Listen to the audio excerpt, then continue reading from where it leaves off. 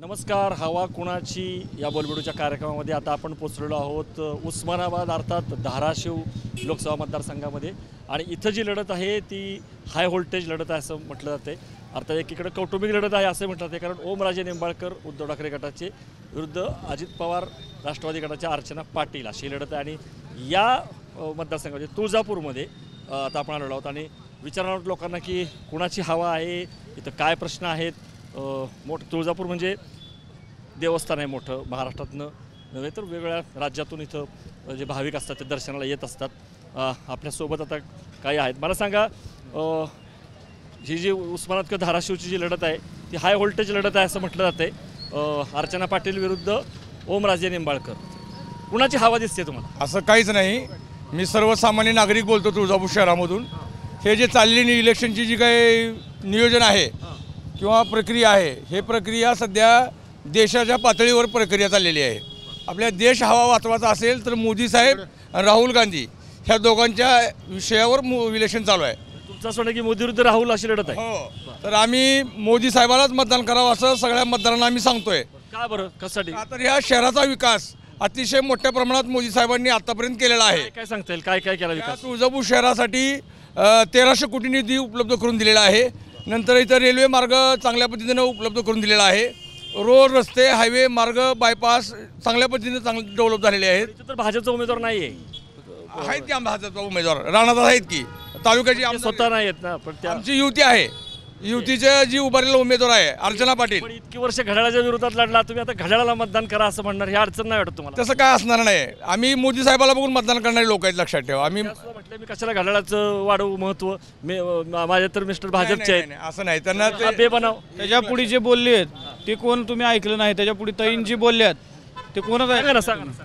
त्याच्यानंतर त्यांनी काय म्हणल्यात, युतीमध्ये आम्ही सर्वजण लढत आहोत म्हणल्यात. त्याच्यानंतर ते दाखवलंच नाही बाईट. त्याच्यानंतरची ती कट करून दाखवलं. आम्हाला मोदी साहेबांना विजय करायचा, आम्हाला पक्ष हे वाढवायचं नाही अशी बाईट होती.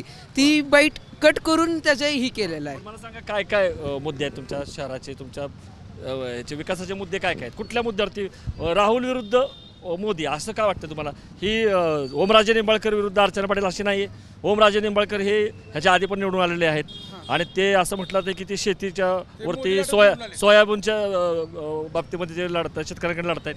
दादानी पीक विम्यासाठी खर्चातून वकील लावून एवढं मोठं लढले दादा आमच्यासाठी, शेतकऱ्यांसाठी. हां, आणि हे काय फोन उचलून लढत होत नसते. हां, तुमचं काय म्हणणं आहे? यावेळेस त्यांची हवा नाही आहे कोणाची? ओमराजे निंबाळकरांची. हव्याचा प्रश्नच नाही. अर्चनाताई फिक्स येणार आहेत आमच्या इथून. ओमराजे निंबाळकर का नाही येणार? त्याने काय नाही विकास नाही केला ते असताना? विकास म्हटलं मोदीच्या लाटेत निवडून आले. विकासच झालेला नाही त्यांच्या हातनं. मोदीच्या लाटेमध्ये निवडून आले. शहरासाठी आतापर्यंत त्यांनी 5 रुपयाचा निधी दिला नाही, काहीच दिलेलं नाही. काहीच दिला नाही. आम्हाला तुम्ही दाखवा त्यांच्या माध्यमातून काय झालं हे आम्हाला तुम्ही दाखवा. हां, मीडियाच्या माध्यमातून दाखवा, असं आम्हाला त्याच्या माध्यमातून नाही बघायचं. तुम्हाला काय वाटतं? हे यांचं म्हणणं आहे की ही निवडणूक देशाची आहे आणि मोदी विरुद्ध राहुल अशी आहे, पण इथले स्थानिक मुद्दे महत्त्वाचे नाही आहेत का? विकासाचे मुद्दे महत्त्वाचे नाही आहेत का? काय आहेत? नागरिकांना अजिबात काय भेडसावत नाही. समस्या काय आहेत तिथल्या? समस्या ज्या होत्या ह्या जवळजवळ मोदी सरकार आल्यानंतर 60% काम झालेलं आहे तुळजापूर शहराचं. जवळजवळ 60% पण जास्तच. जर केंद्रात मोदी सरकार येणार आहे लहान लेकराला माहिती आहे, सांगायची गरज नाही. आणि इथं तुळजापूर शहरासाठी मंदिरचा प्रश्न असू द्या, रेल्वेचा असू द्या, राणा जगजितसिंह पाटील यांनी मोलाचं योगदान दिलेलं आहे तुळजापूर शहरासाठी. ओमराजेंचं कार्य आहे, पण कसं आहे, छोटे मोठे काम जास्त आहेत. फोन केला, फोन उचलणं इथंपर्यंत ठीक आहे, पण जी महत्त्वाचे मुद्दे आहेत, जे शहराचा विकास आहे ते रखडलेला आहे. ते काम होणं गरजेचं आहे. त्यासाठी अर्चनाताई पाटील. काय वाटतं तुम्हाला? अर्चना पाटील का ओमराजे निंबाळकर? ओमराजे निंबाळकर कामं चांगलं करतात. काम चांगलं आहे. काय काय केलं? भरपूर कामं केली खेडेगावात. हो, राणा अर्चनाताई. हां, काम चांगलं आहे त्यांचं. सगळे साधारणतः अर्चना पाटील किंवा राणा जगजित पाटील यांचे सगळे समर्थक दिसत आहेत मला. घड्याळ बरोबर आहे, पण मला सांगा, इथं आत्तापर्यंत ओमराजे निंबाळकर निवडून येत होते, मग ते का निवडून येत होते? आता अर्चना पाटील जे आहेत त्यांना मुख्य आहेत आणि त्या पक्ष निवडून आले, फक्त मोदी लाटेमुळे निवडून आलेले आहेत. त्यांनी काही विकास केलेला नाही. एक टर्मच खासदार हां तुळजापूरच्या विधान गेल्याच टर्ममध्ये खासदार होते ते पण मोदी साहेबांच्या नेतृत्वाखालीच ते लढले होते. आता त्यांनी काही विकास केला नाही, 1 रुपयाचा विकास केला नाही. फक्त फोनवरती राजकारण चालत नसतं, भावनेवरती चालत नसतं. पण हे पण नातेवाईकच आहेत ना, ते एक माझे नातेवाईकच आहेत. राजकारणात नाते धरत नाहीत, काम पाहिजे लोकांना. तुमचं नातं घरी ठेवा, आम्हाला काम पाहिजे. जनताला यावेळेस अर्चनाताईच खासदार पाहिजे. पण मला सांगा राणा जगदीश स्वतः का नाही उभा राहिले? उभारले होते 2019ला, आत्ता का नाही उभा राहिले? ते सांगतात. तुम्हाला काय वाटतं हे साठलाटाचं राजकारण नाही आहे का? मला असं वाटतं की मोदींच्या माध्यमातून अर्चनाताई इकडे निवडून येणार. अर्चनाताईंना दिलेलं प्रत्येक मत हे मोदीला जाणार आहे आणि मोदींना दिलेलं मत हे एका अर्थानं भारताच्या विकासासाठी आणि जो समृद्ध भारत 1947ला आपल्याला बघायचा आहे त्या भारतासाठी मतदान प्रत्येक नागरिक 10 वर्ष मोदींकडे होती, पण मग महागाई असेल, बेरोजगारी असेल, हे प्रश्न का नाही सुटले? हे ठीक आहे, बाकीचे सुटले. मोदीने विकास केला का? विकास केला. 370 असेल, राम मंदिर असेल, ह्याबद्दल काही दुमत नाही. पण लोकांच्या जिव्हाळ्याचे जे प्रश्न आहेत, आज बेरोजगारी असेल, आज महागाई असेल, हे प्रश्न काय ॲड्रेस नाही केले? मला दिसतंय की प्रत्येकाच्या हाताचा मोबाईल बघा की कमीत कमी 25,000चा मोबाईल आहे. मग कुठं दिसते महागाई? जेव्हा आपण फक्त भाजीपाली खरेदी करायला जातो किंवा किराणा दुकानामध्ये जातो, तिथंच जर तुम्ही महागाई जर मोजत असाल तर ती माझ्या दृष्टिकोनातून महागाई नाही आहे. आज या ठिकाणी असणारा सामान्य वर्गातला जो व्यक्ती होता तो आता अप्पर वर्गामध्ये झालेला आहे आणि जो झोपडपट्टीमध्ये राहणार होता तो कुठं ना कुठेतरी वर येण्याचा प्रयत्न करतोय. त्यामुळे विकास तुम्ही बघताय किंवा महागाई कसं बघायचं आहे तर अशा छोटे सहमत आहात काय मताशी? 100% सहमत आहे. तरुणांमध्ये बेरोजगारी नाही आहे. बेरोजगारी मी स्वतः ICICI बँकेत काम केलं. मला 15 ते 20 हजारावर माझा उपजीविका भागणं. माझी उपजीविकेसाठी मला कमीत कमी 50,000 महिन्याला इन्कम लागणं गरजेचं होतं. 15-20 हजारात मला भागणं बेरोजगारी तर नाही, मला तर ऑलरेडी जॉब मिळाला होता, पण मला उत्पन्न जास्त प्रमाणात पाहिजे होते म्हणून मी सोडलेलं आहे. असेच भरपूर ठिकाणात बेरोजगारी समस्याच नाही. आणि काही समस्या नाहीत, पाण्याची समस्या नाही, दुष्काळाची समस्या नाही आहे, पाणी टंचाई नाही आहे. हर एक वर्षी हर एक दिवसाची समस्या म्हणजे देवापासून नाही, आपले तरी माणूस काय. पण विषय काय आहे माहिती आहे का? अहो तुम्हाला सगळ्यात आर्थिक गोष्ट गोरगरिबाला नडती कुठं? दवाखान्याची. अहो राणादादांनी गोरगरिबासाठी वारंवार तुम्ही जावा मुंबईला, फ्रीमध्ये दवाखाना आहे. सामान्य माणसाला काय पाहिजे हो? काय पाहिजे सांगा तुम्हाला? फक्त दवाखाना सगळ्यात मोठा प्रॉब्लेम आहे. दवाखाना आमच्या मित्राची आरोग्य. आमच्या मित्राची आई सांगतो, पाटील रणजित पाटील म्हणून आहे, त्याच्या आईला जे असं झालं की त्यानं कुठनं पैसे आणू. मग त्या मला राणादादांनी जीप पाठवलं गाडी करून. आणि आमचे विजूश्वर गंगणे जे इथं सभापती आहेत तुळजापूरचे बाजार समितीचे, असं म्हणणं आहे की बेरोजगारी, महागाई वगैरे काय फार मुद्दे नाहीत. गरीबाला बेरोजगारी कंटिन्यू अडचण आहेच.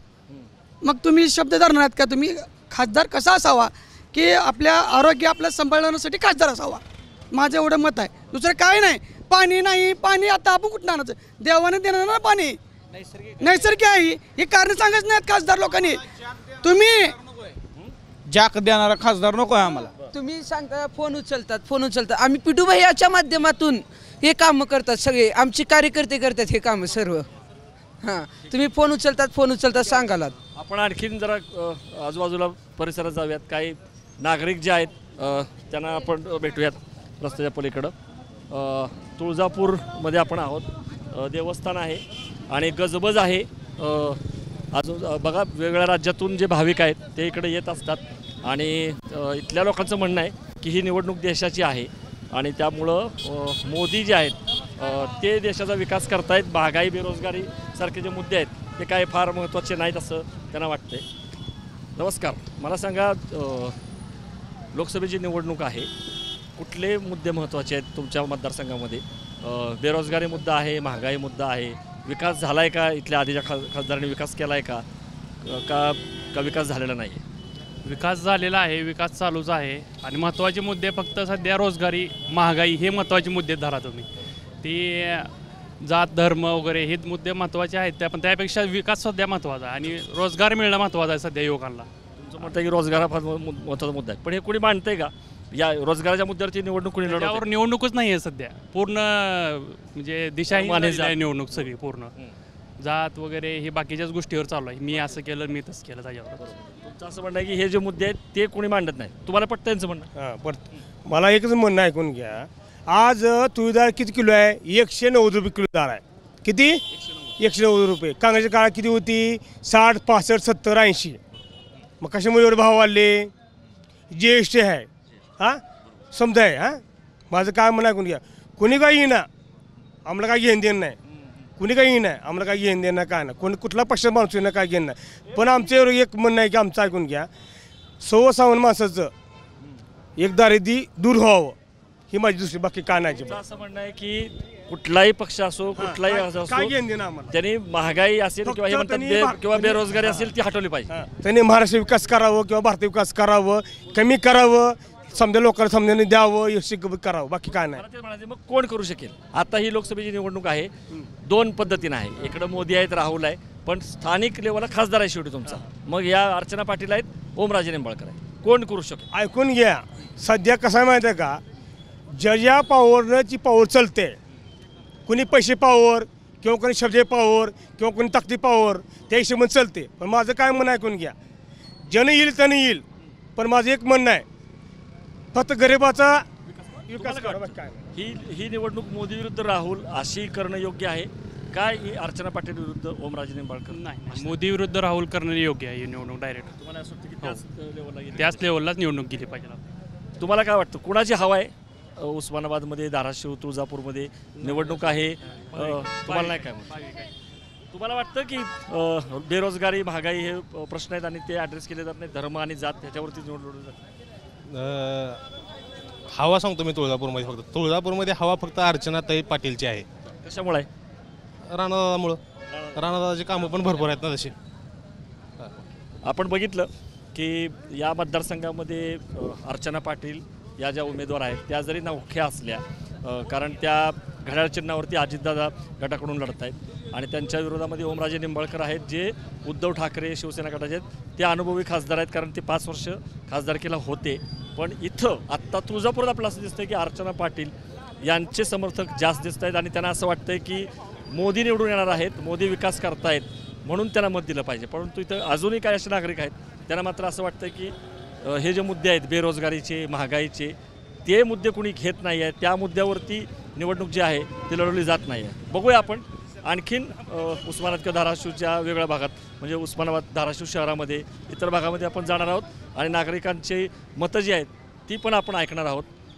या आत्ताच्या हवा कुणाची तुळजापूर या एपिसोडमध्ये आपण इथंच थांबूया. तुम्हाला हा कार्यक्रम कसा वाटला, तुमच्या प्रतिक्रिया कमेंट बॉक्समध्ये जरूर कळवा आणि पाहत राहा हवा कुणाची बोल भेटू.